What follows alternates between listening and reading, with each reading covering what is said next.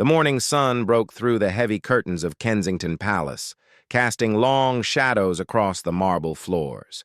Inside the private quarters, 9-year-old Prince Louis sat at the edge of his bed, his small hands trembling as he clutched a crumpled piece of paper. His eyes were red from crying, and his usually cheerful face was marked with worry lines that seemed far too deep for a child his age. Outside his door, 2 royal guards stood at attention, their faces professionally blank despite the unusual tension that had gripped the palace since dawn. They had been briefed about a situation involving the young prince, but the details remained unclear.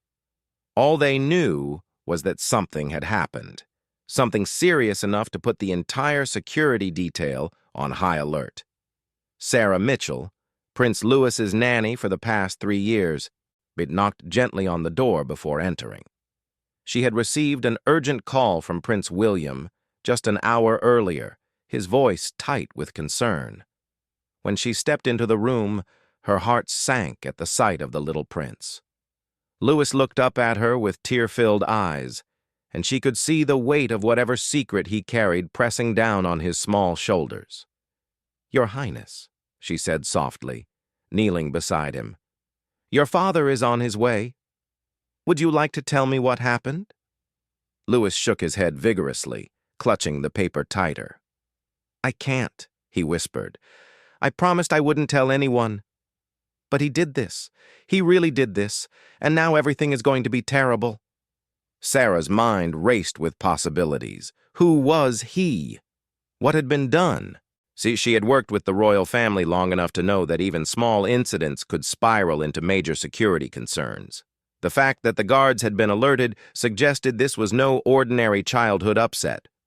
Down the corridor, Prince William strode purposefully toward his son's room, his face a mask of controlled worry. Princess Catherine walked beside him, her hand occasionally reaching for his arm as if to steady both of them. They had been in the middle of a charity event when they received the call. The head of security, James Thornton, had used the code phrase that meant immediate family attention was required. The couple had excused themselves quickly, their practiced smiles never faltering in front of the cameras. But once in the car, Catherine had gripped William's hand tightly. "What could have happened?" she asked. Louis was fine this morning. He was excited about his art class." William shook his head, his jaw tight. "Thornton wouldn't say over the phone. He just said Louis made a confession to one of the staff members, and it involved another person. Someone who did something that has security implications." Now, as they approached Louis's room, they could hear their son's muffled sobs. William's protective instincts surged. He opened the door quickly, and Louis immediately ran to him, burying his face in his father's jacket.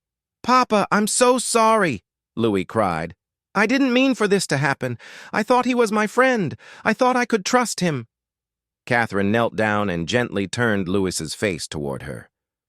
"Darling, we need you to tell us everything. Whatever happened, we'll handle it together." "But we can't help if we don't know what's wrong."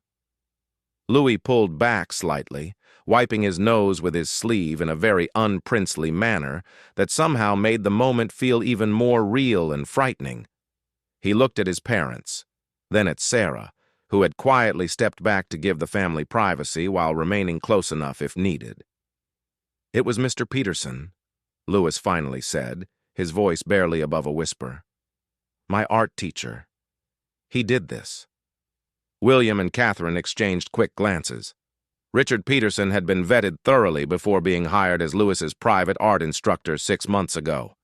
He was a 52-year-old former professor with impeccable credentials and references.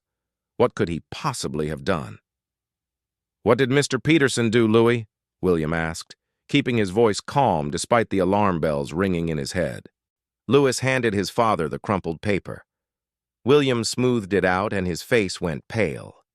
It was a letter, written in an adult's handwriting, addressed to someone named Marcus. The contents made William's blood run cold. It was clearly part of a larger correspondence, discussing private details about the royal family's schedule, security routines, and personal habits. At the bottom, there was a reference to the boy and how he talks too much but might be useful. Catherine read over William's shoulder, her hand flying to her mouth. "Oh, my God," she breathed. Louis began crying harder. "I found it in his bag yesterday. He left it in the classroom when he went to get more supplies. I wasn't snooping, I promise. I just saw my name and I got curious. When I read it, I got scared, so I took it. But then this morning, he came to my room before breakfast. He was different, scary. He asked me if I had taken anything from his bag.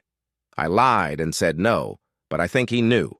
He said that sometimes little boys who take things that don't belong to them get into big trouble, and their families get into even bigger trouble."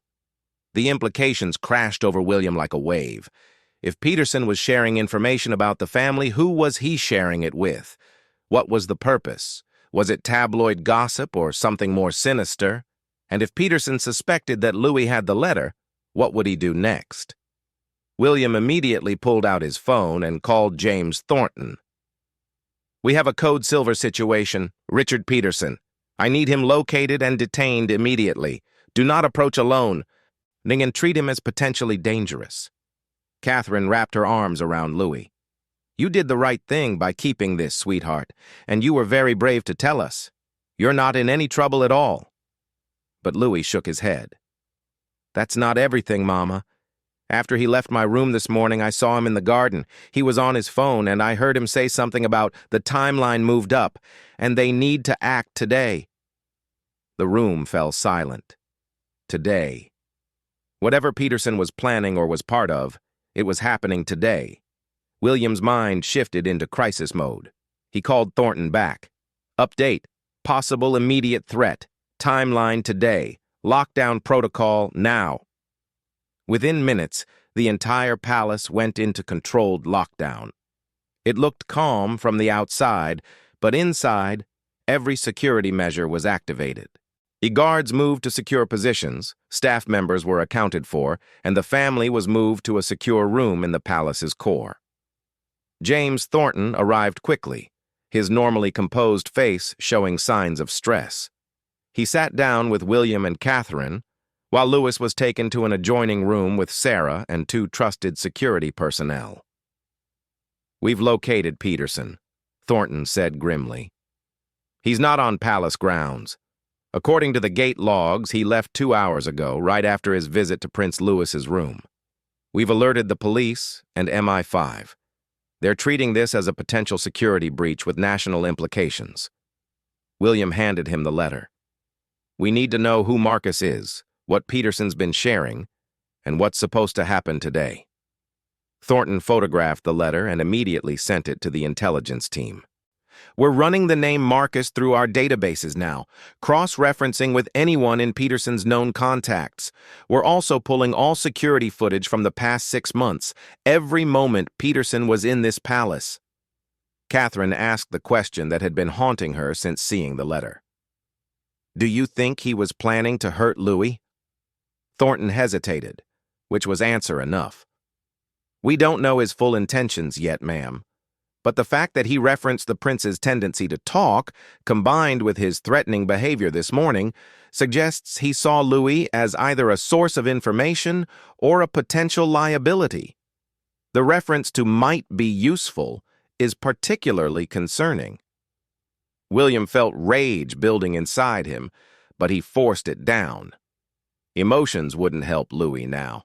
Action would. What do we know about Peterson's background? How did he get through our vetting?" "That's what concerns me most," Thornton admitted. "His background checked out completely. Cambridge education, 20 years teaching at prestigious institutions, references from families we trust. Either he's been playing a very long game, or someone created an incredibly sophisticated false identity for him." The implications were staggering. If Peterson's entire background was fabricated, that meant an organization with significant resources had planned this infiltration. This wasn't some tabloid journalist trying to get a story. This was something much bigger. A junior security officer knocked and entered, handing Thornton a tablet. His face darkened as he read. "We've found something. Peterson's car was spotted 40 minutes ago near Heathrow Airport. He's running. Did we get him? William demanded. Airport security detained him at the check-in counter. He was attempting to board a flight to Istanbul using a passport under a different name, Edmund Clark. And here's the interesting part. Edmund Clark doesn't exist either. The passport is a forgery, but a very good one. Catherine's hand found William's. This is bigger than we thought. Much bigger, Thornton agreed. MI5 is taking over the interrogation. They want to know everything he knows, and they want it quickly, especially given his mention of something happening today. William stood up and walked to the window, looking out at the palace grounds where his children should be safely playing. Instead, they were in lockdown because someone had infiltrated their lives with methodical precision. What else did Louis tell you? He asked Sarah, who had returned to the room. Sarah pulled out her phone, showing notes she'd taken. Before you arrived, sir, Louis told me that Mr. Peterson had been asking him questions that seemed odd at the time, but didn't raise alarms. Things like, does your father always take the same route to work? Or, what time does your mother usually take you to school? Louis thought he was just being friendly, making conversation. He was mapping their routines, Thornton said quietly. Classic surveillance techniques. He used the child's trust and natural chattiness to gather intelligence. The betrayal of that trust made William's chest tight with anger. Louis had genuinely liked Peterson. He'd come home excited about their art lessons, showing off drawings and paintings. And the man had systematically manipulated a 9-year-old's innocence. Catherine asked, "What happens now? How do we keep them safe?" "We're implementing enhanced security protocols," Thornton explained. "New vetting procedures for all staff, increased background monitoring, and frankly, we're going to have to assume that any information Peterson had access to is compromised. That means changing routines, routes, schedules, security codes, everything." A message came through on Thornton's radio. He listened intently, his expression growing more troubled. "Peterson is refusing to talk without a deal, but they found something in his apartment. Multiple phones, encrypted communications equipment, and photographs. Lots of photographs." "Of what?" William asked, though he dreaded the answer. "Your children, sir. Hundreds of them. He'd taken over the past 6 months. Different locations, different activities, some from inside the palace, some from public events. They were cataloged by date and location." The room seemed to tilt. Catherine made a small sound of distress. Someone had been documenting her children's lives with obsessive detail. But why? "There's more," Thornton continued, his voice heavy. "They found a map. It shows the route your family takes to the children's school. There are notations in the margins. Times, security positions, potential intervention points." The pieces were coming together into a terrifying picture. Peterson hadn't just been gathering gossip or information to sell. He'd been preparing something that involved the children's route to school. William's voice was ice when he spoke. "The school run is today." That's what he meant by today. They were planning to intercept the children. Thornton nodded grimly. "We believe so, yes. We've already notified the school, and we have additional security teams en route to patrol the usual route and surrounding areas. But, sir, we have to assume this was a kidnapping plot." The word hung in the air like poison. Kidnapping. Someone had planned to take his children. Catherine stood abruptly and walked to the adjoining room where Louis was playing a quiet game with his security detail, trying to keep his mind off the situation. She returned a moment later, her face set with determination. "We need to tell him that he saved his family. Louis needs to know that what he did, finding that letter, being brave enough to tell us, he stopped something terrible from happening." William nodded, drawing his wife close. "He did.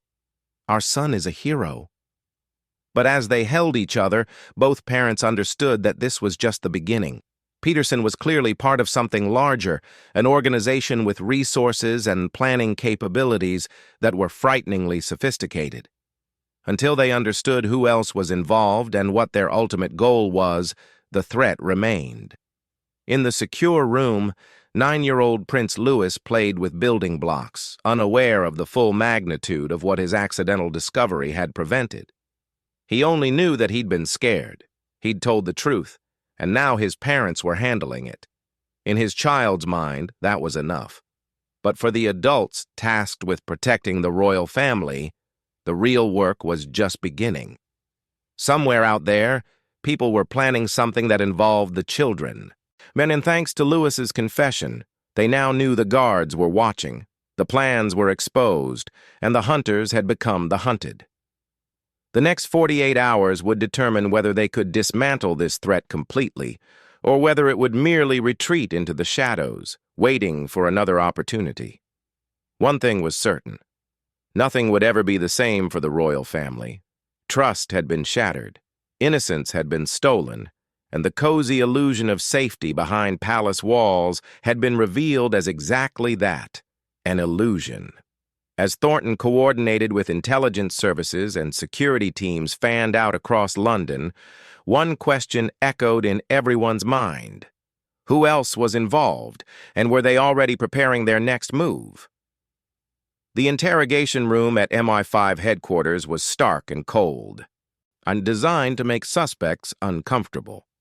Richard Peterson, or whatever his real name was, sat handcuffed to the table, his earlier confidence crumbling as the reality of his situation settled in. Across from him sat Detective Inspector Helen Morrison and Agent David Wright from MI5's Counter-Terrorism Division. They had been questioning him for 3 hours, and he had said almost nothing. "You understand the position you're in?" Morrison said, sliding a folder across the table. "We found everything in your apartment. The phones, the photographs, the maps. We know you weren't working alone. The question is whether you want to help yourself or go down with the entire operation." Peterson stared at the wall, his jaw clenched. His flight response at the airport had been instinctive panic, but now he seemed to be calculating his options. Finally, he spoke. "I want immunity and witness protection. Full immunity for everything. Then I'll tell you what you want to know." Wright leaned forward. "That depends entirely on what you have to offer. Start talking, and we'll see what we can arrange." Peterson took a deep breath. "My real name is Richard Townsend. I was recruited 18 months ago by a group calling themselves the Restoration. They're not terrorists in the traditional sense. They're British nationals, former military and intelligence officers who believe the monarchy has become too progressive, too modern. They want to restore what they call traditional values to the crown." Morrison and Wright exchanged glances. This was worse than a simple kidnapping plot. This was a domestic extremist organization with trained operatives. "Go on," Morrison prompted. The plan was never to hurt the children," Peterson continued quickly. "That was never the intention. The idea was to take Prince Louis and Princess Charlotte during the school run, hold them for 72 hours, and use that time to make demands. They wanted the king to make a public statement condemning certain progressive policies, to withdraw support from various charities they considered too liberal, and to promise a return to more traditional royal protocols." Wright's voice was hard. "You're describing a terrorist kidnapping and you're telling us it was never meant to hurt children? Do you understand how naive that sounds?" "I know how it sounds," Peterson said desperately. "But I was told it would be bloodless. We would take them to a safe location. They would be cared for. And once the demands were met, now they would be returned unharmed. I was the inside man, the one gathering information about routines and security. I never thought—" He stopped, his hands shaking. "You never thought what?" Morrison pressed. "You never thought you'd get caught? You never thought a 9-year-old boy would outsmart you?" Peterson's face flushed with shame and anger. "The boy wasn't supposed to be that clever. I didn't know he'd gone through my bag. When I realized the letter might be missing, I panicked. I tried to scare him into giving it back, but I could tell he was already frightened. That's when I knew it was over." "Tell us about the others," Wright demanded. How many people are in this restoration group? Who else was involved in the school-run plan? Peterson hesitated, and Morrison slammed her hand on the table. Every second you waste is a second they have to disappear or modify their plans. Your immunity means nothing if you don't give us actionable intelligence right now. There are 12 core members that I know of, Peterson said quickly. But there could be more. The group operates in cells for security. I only met 3 people face-to-face. Marcus Whitfield, he's the leader. Former SAS officer, served in Afghanistan and Iraq. He recruited me. Then there's Jennifer Ashcroft, former MI6 analyst, and Thomas Brennan, ex-police superintendent. Those are the 3 I can identify with certainty. Wright was already typing the names into his secure tablet, sending them to the investigation team. Within minutes, they would have full backgrounds, current locations, and associates for all 3 individuals. What about the others? How do you communicate? Encrypted messaging apps, burner phones, dead drops. Very old-school tradecraft. Marcus insisted on it. He said modern surveillance could catch anything digital if you weren't careful, so we mixed methods. Sometimes encrypted, sometimes physical handoffs in public places. Morrison leaned back, studying Peterson's face. Why did you join them? You had a legitimate career, a good life. What made you throw it all away for this? Peterson's expression grew bitter. My legitimate career was destroyed 6 years ago. I was teaching at Cambridge when a student accused me of inappropriate conduct. The accusation was false, completely fabricated, but the university didn't care. They suspended me immediately, and by the time I was cleared 8 months later, my reputation was ruined. No institution would hire me, and the progressive mob had already decided I was guilty, regardless of the evidence. So this is revenge? Wright asked. This is justice, Peterson corrected. The monarchy used to stand for tradition, for values that didn't change with every trending hashtag. Now they're just celebrities pandering to whatever cause is popular. Marcus showed me that there are others who feel the same way, people willing to act instead of just complain. Morrison felt disgust rising in her throat. She'd seen this pattern before, intelligent people radicalized by personal grievances, convinced that their pain justified extreme actions. The school run, she redirected. Walk us through the plan, every detail. Peterson nodded, seeming almost relieved to talk. There's a section of the route, about 3 minutes from the palace, where the road narrows and there's construction happening. That's the intervention point. 2 vehicles would box in the royal convoy. The drivers are trained for defensive maneuvers, but with the right positioning, we could force them to stop. Then a 3rd team would extract the children from their vehicle. The whole operation was timed for 90 seconds from initial contact to departure. What about the security detail? Wright asked. You had to know they'd resist. We had countermeasures. Jennifer worked in intelligence long enough to know how royal protection operates. We had plans to neutralize the immediate threat without lethal force. Flash grenades, smoke, confusion. The security team would be disoriented long enough for us to get the children into our vehicles and away. Morrison felt sick. These weren't amateurs playing at Revolution. These were trained professionals with insider knowledge. If Louis hadn't found that letter, if he hadn't been brave enough to tell his parents, the operation might have succeeded. Where were you taking them? A farm in Gloucestershire. It's owned by one of the members, held under a shell company.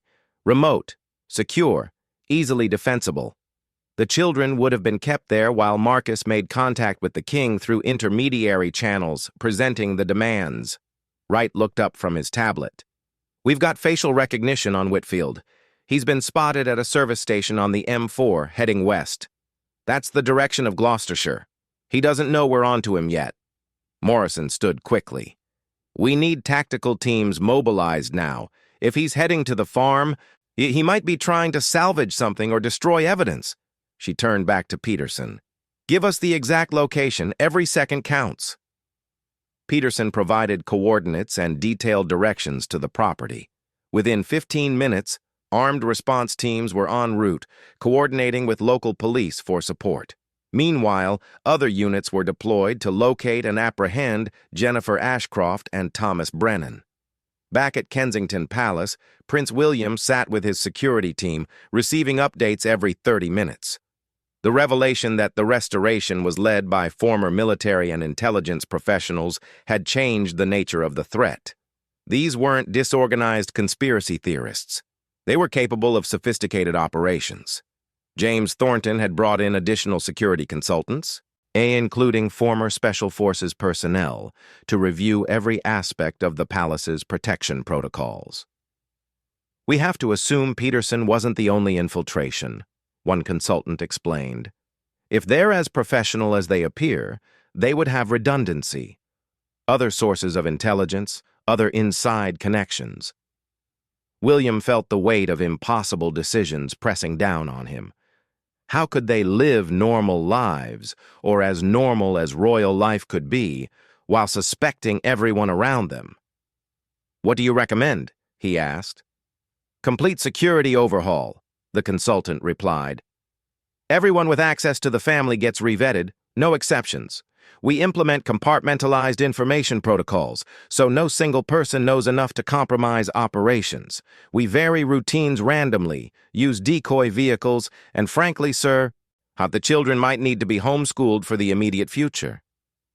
Catherine, who had been listening quietly, spoke up. "The children need normalcy. They need friends, school, regular life. We can't lock them away like prisoners." "Ma'am, with respect, we also can't risk another attempt," Thornton said gently. "Until we've dismantled this entire organization and confirmed there are no other active threats, the children's safety has to be the priority." William knew Thornton was right, but the idea of telling Louis and his siblings that they couldn't go to school, couldn't see their friends, because bad people wanted to hurt them, it was unbearable. Yet what choice did they have? A call came through on the secure line. William answered, putting it on speaker.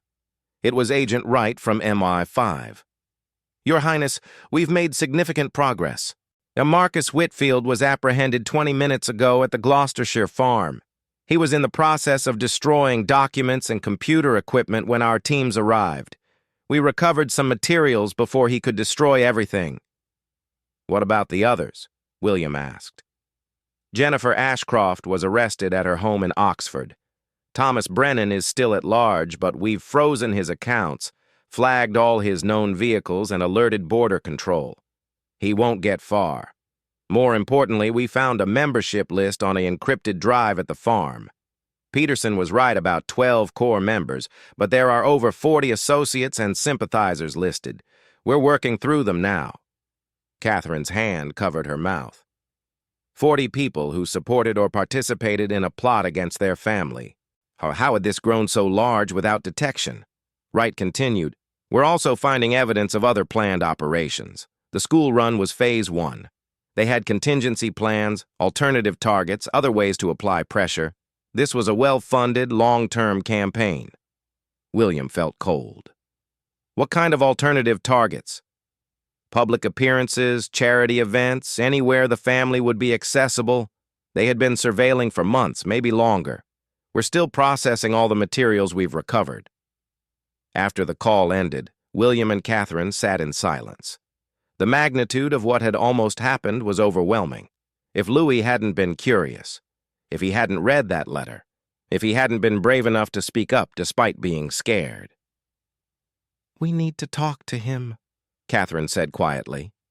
He needs to understand what he prevented, but also that he's safe now. He must be terrified."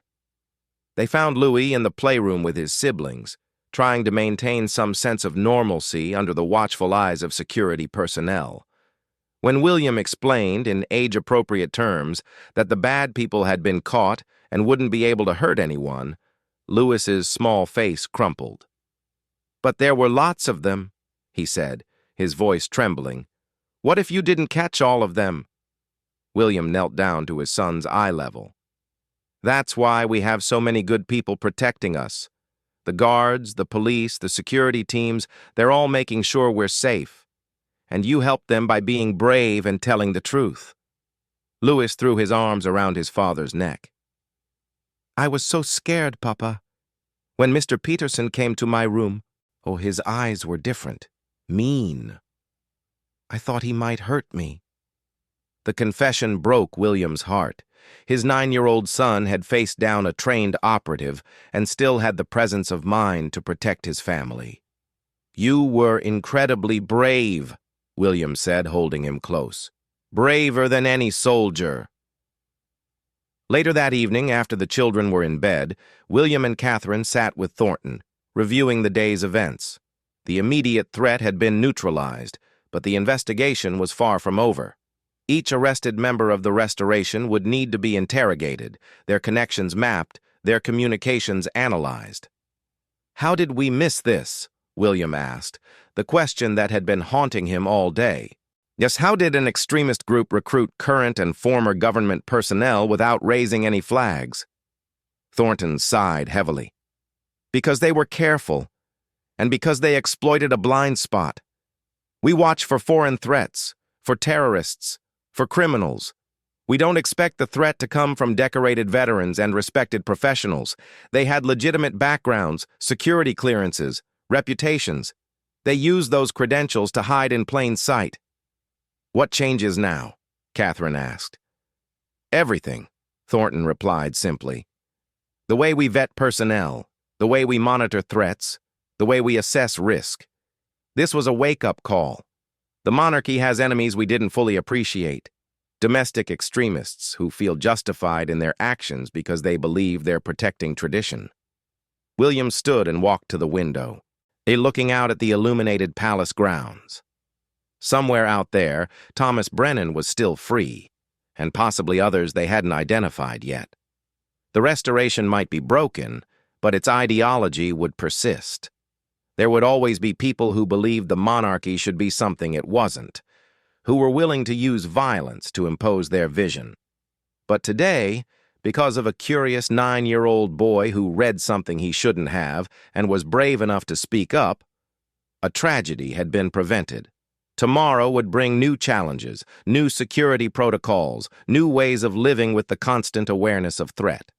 But tonight, his children were safe, asleep in their beds, protected by guards who now understood exactly what they were guarding against.